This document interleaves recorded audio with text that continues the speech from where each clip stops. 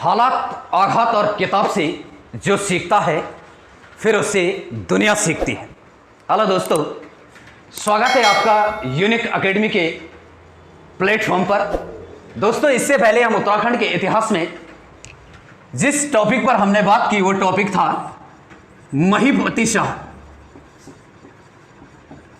और आज हम बात कर रहे हैं दोस्तों श्रीनगर के शासक जो पंवार वंश का नेतृत्व कर रहा है, उसका नाम है पृथ्वीपति शाह। पृथ्वीपति शाह, जिस समय इसके पिताजी महीपति शाह की मृत्यु होती है तो दोस्तों पृथ्वीपति शाह 7 वर्ष का है, और 7 वर्ष की उम्र में श्रीनगर की सत्ता मिल चुकी है। एक बालक जो श्रीनगर की सत्ता का नेतृत्व करेगा। लेकिन दोस्तों, आसान नहीं है एक बच्चे के लिए श्रीनगर की सत्ता का नेतृत्व करना। लेकिन इस नेतृत्व में पृथ्वीपति शाह की माता कर्णावती उनके साथ है, और कर्णावती जिन्हें गढ़वाल की दुर्गावती कहा जाता है, ये अपने पुत्र पृथ्वीपति शाह के साथ इस समय सत्ता की संरक्षिका के रूप में भूमिका निभा रही है। दोस्तों, इससे पहले होता क्या है कि महीपति शाह जिस समय सत्ता चला रहा है, दिल्ली की सत्ता का नेतृत्व कर रहा है शाहजहां, और शाहजहां के सामने कभी भी महीपति शाह ने सर नहीं झुकाया। इसीलिए मुस्लिम लेखकों ने महीपति शाह को अक्खड़ वाला बादशाह कहा। तो इसके बाद शाहजहां क्या करता है, 1635 ईस्वी में दोस्तों 1635 में नवाजत खां के नेतृत्व में मुगल सेना को भेजता है। और नवाजत खां इस समय हिमाचल के कांगड़ा का सेनापति है, और नवाजत खां का साथ सिरमौर का शासक मैनधाता प्रकाश भी देता है। और मैनधाता प्रकाश क्यों साथ दे रहा है? क्योंकि इससे पहले पंवार वंश के शासक महीपति शाह ने मैनधाता प्रकाश को पराजित किया है और सिरमौर पर अधिकार किया था। दोस्तों, इस समय जब शाहजहां की आर्मी नेतृत्व करती है तो पंवार वंश की ओर से युद्ध का नेतृत्व कर्णावती करती है। कर्णावती शाहजहां के सैनिकों को बंदी बना देती है, और बंदी बनाने के बाद इन सैनिकों के नाक काट देती है।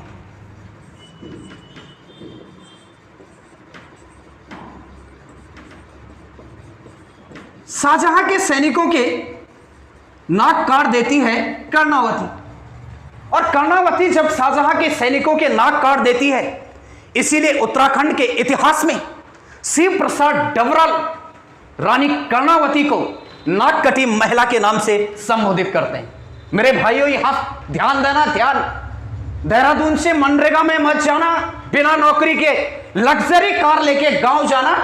ध्यान देना, ध्यान दो मेरे भाइयों। यदि ध्यान नहीं दोगे तो क्या होगा आप समझते हैं? गवर्नमेंट जॉब के लिए कितनी प्रतिस्पर्धा और कंपटीशन चल रहा है। रानी कर्णावती मुगल शासकों के नाक काट देती है।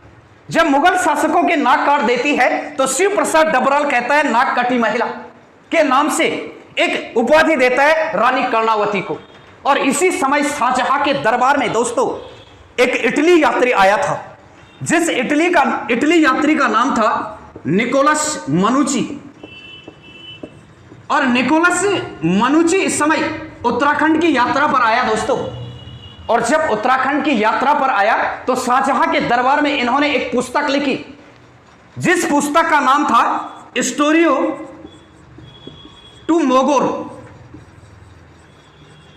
और इस स्टोरियो टू मोगोर पुस्तक में निकोलस मनुची ने गढ़वाल की दुर्गावती रानी कर्णावती को साक्षात दुर्गा कहा है, साक्षात दुर्गा की उपाधि दी है। जिस करणपुर से दोस्तों हम आज आपके बीच लाइव हैं, इस वीडियो को चला रहे हैं, उस करणपुर शहर की स्थापना रानी कर्णावती के द्वारा की जाती है दोस्तों। जो करणपुर आज एजुकेशन का हब बन चुका है, आज जहां से यूनिक एकेडमी की क्लासेस लाइव आपके बीच है, उस शहर की स्थापना दोस्तों रानी कर्णावती के द्वारा की गई। दोस्तों बार बार प्रश्न पूछा गया।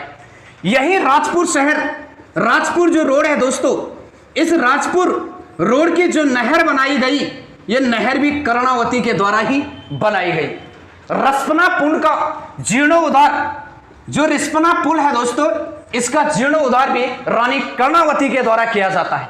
और रानी कर्णावती जो दून क्षेत्र की इस समय पवारों की राजधानी है, वो है नवादा में। और नवादा महल का निर्माण, देहरादून में जो नवादा स्थान है, उस महल का निर्माण रानी कर्णावती के द्वारा किया जाता है।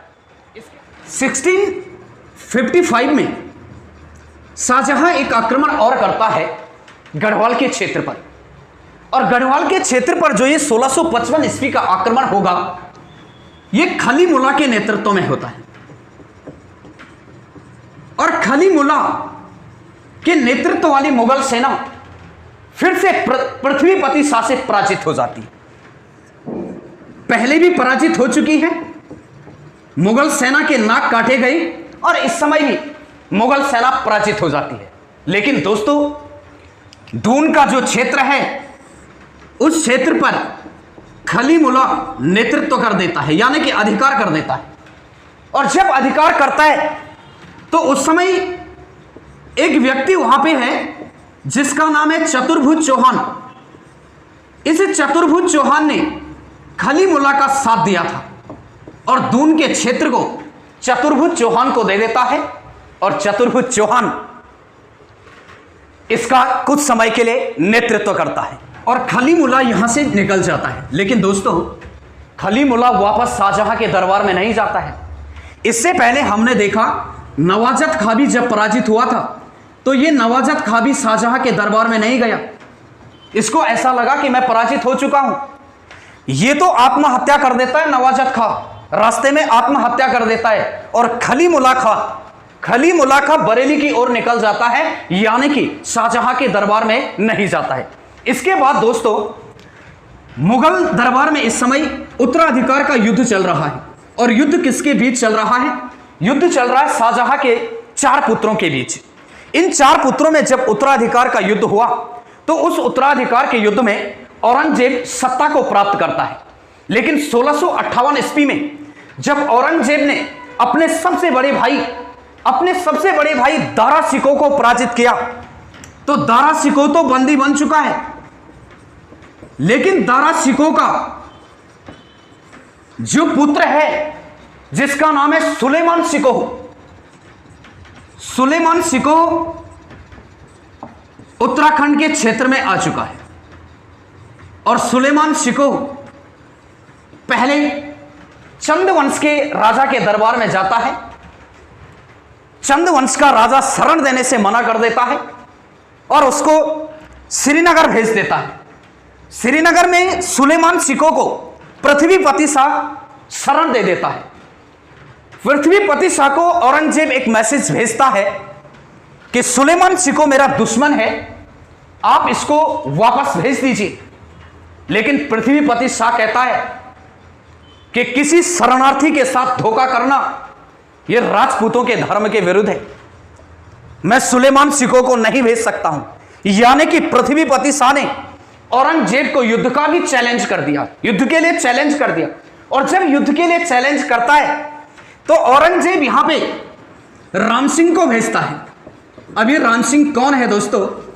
ये राम सिंह जय सिंह का पुत्र है। और जय सिंह कौन था? भगवान दास की पुत्री जो हरकाबाई थी, जिसकी शादी अकबर से हुई थी, उसका भाई था जय सिंह। और उस जय सिंह का पुत्र है राम सिंह। और राम सिंह इस समय औरंगजेब की शरण में है। जब राम सिंह को भेजा जाता है तो यहां पे होता क्या है? पृथ्वीपति शाह के दरबार में पृथ्वीपति शाह ने देने से तो मना कर दिया, लेकिन पृथ्वीपति शाह का पुत्र मेदिनी प्रकाश डर गया। और मेदिनी प्रकाश क्या करता है दोस्तों? सुलेमान शिकोह को पकड़कर राम सिंह को दे देता है। इस सुलेमान शिकोह को पकड़ा और राम सिंह को दे दिया। जिससे इसके पिताजी अपने पुत्र से नाराज हो जाते हैं मेदिनी शाह से, और मेदिनी शाह को देश निकाला कर देते हैं और श्रीनगर से यह निकल जाता है। और यह निकलता है दोस्तों औरंगजेब के दरबार में, और उसी औरंगजेब के दरबार में 1661 ईस्वी में बार बार पूछा गया है दोस्तों, 1661 ईस्वी में मेदिनी प्रकाश की मृत्यु हो जाती है औरंगजेब के दरबार में। किस पवार राजकुमार की मृत्यु औरंगजेब के दरबार में हुई, यह बार बार पूछा गया है, वो है मेदिनी प्रकाश। इसी सुलेमान शिकोह के साथ दो चित्रकार भी भारत की जमीन पर आते हैं दोस्तों। एक का नाम है श्यामदास और एक का नाम है दोस्तों हरदास। और यही हरदास का जो वंशज आएगा आगे, जिसको हम पढ़ेंगे, वही उत्तराखंड का चित्रकार मौलाराम कहलाता है। दोस्तों पृथ्वीपति शाह के द्वारा एक और कार्य किया जाता है रवाई क्षेत्र में। रवाई क्षेत्र दोस्तों टिहरी के अंदर है। इस रवाई क्षेत्र के राजगढ़ी में एक राजधानी स्थापित की जाती है, दूसरी राजधानी स्थापित करता है। अब इस समय यह देख के यह मान सकते हैं हम कि पवार वंश की जो मेन राजधानी है, मुख्य राजधानी है, यह राजधानी श्रीनगर है। दून क्षेत्र की राजधानी नवादा के अंदर है और रवाई क्षेत्र या राजगढ़ी की राजधानी इस समय रवाई क्षेत्र के अंदर है दोस्तों। और यहां पर अपना दूसरा पुत्र दिलीप शाह को सत्ता दे देता है। और दिलीप शाह को जब सत्ता देता है दोस्तों, तो इस समय पृथ्वीपति शाह के समय में दो सत्ताएं चल रही है। एक रवाई क्षेत्र का शासक है दिलीप शाह और दूसरा श्रीनगर का शासक है दोस्तों पृथ्वीपति शाह। तो दोस्तों पृथ्वीपति शाह पर हमने बात की, कंप्लीट हमारा यह टॉपिक हो चुका है। जो जो बातें मैंने आपको बताई, जिन जिन टॉपिकों पर हमने फोकस किया, यही टॉपिक महत्वपूर्ण टॉपिक है। इसके अलावा बाहर कुछ भी नहीं है। दोस्तों आप अपनी स्टडी लगातार चालू रखिएगा। नौकरी के लिए कंपटीशन लगातार बढ़ रहा है। आप अपने करियर से समझौता न कीजिएगा, अपने करियर पर फोकस रखिएगा दोस्तों। शुभकामनाएं हमारी। यदि आप हमारी इस वीडियो अच्छी लगी और भी आप मैटर चाहते हैं, तो यूनिक एकेडमी दोस्तों आपका स्वागत करती है। थैंक यू दोस्तों।